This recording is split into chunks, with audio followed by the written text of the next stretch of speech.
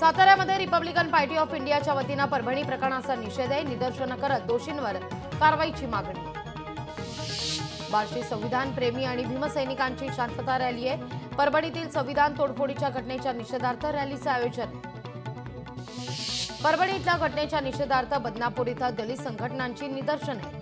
आरोपीला कठोर शिक्षा मिळावी, दलित संघटनेची मागणी. परभणी घटनेच्या निषेधार्थ आंबेडकरी चळवळीतील कार्यकर्त्यांचा बारामतीमध्ये निषेध मोर्चा आहे. संविधानाची विटंबना करणाऱ्या आरोपींवर देशद्रोहाचा गुन्हा दाखल करावा अशी मागणी आहे.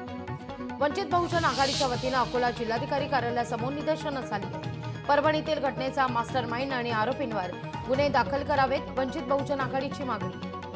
परभणी संविधान अवमान प्रकरणामध्ये आंबेडकरी अनुयायांकडून आंदोलन आहे. परभणीतील निरपराधांवरील गुन्हे मागे घेण्याची पोलीस उपनिरीक्षकांकडे मागणी आहे. परभणी येथील घटनेचा जालन्यामध्ये राष्ट्रवादीच्या सामाजिक न्याय विभागाकडून निषेध आहे. या प्रकरणातील आरोपीला फाशीची शिक्षा देण्याची मागणी आहे. मालवणमधल्या आचरा गावच्या गावपळणीला 15 डिसेंबरपासून सुरुवात होतीये. गावच्या वेशीबाहेर निवारा बनवायला गावकऱ्यांची लगबग आहे. साताऱ्यातील उद्योजक संग्राम बर्गेंच्या इनोव्हा क्रेप्टा या कारची चोरी झालेली आहे. ही घटना सीसीटीव्हीत कैद झाली आहे.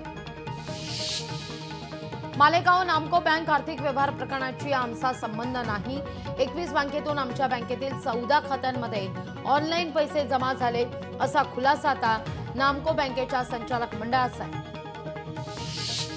राज्यातील काही जिल्ह्यांमध्ये पीक विमा योजनेत घोटाळा झाल्याचं समोर येत आहे. कृषी संचालक विनयकुमार आवटेंकडे चौकशीचे आदेश. बांगलादेश हिंसाचार प्रकरणी मुस्लिम समाजाचं प्रांत अधिकाऱ्यांना निवेदन आहे. पंतप्रधानांनी यावर तात्काळ तोडगा काढावा अशी मागणी.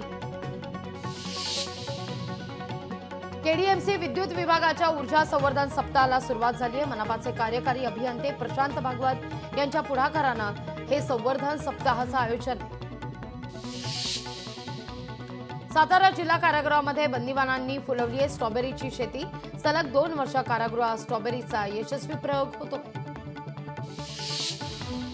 पालघरमध्ये मासेमारी करताना जखमी झालेल्या मच्छीमाराला भारतीय तटरक्षक दलाकडून मदत करण्यात आली.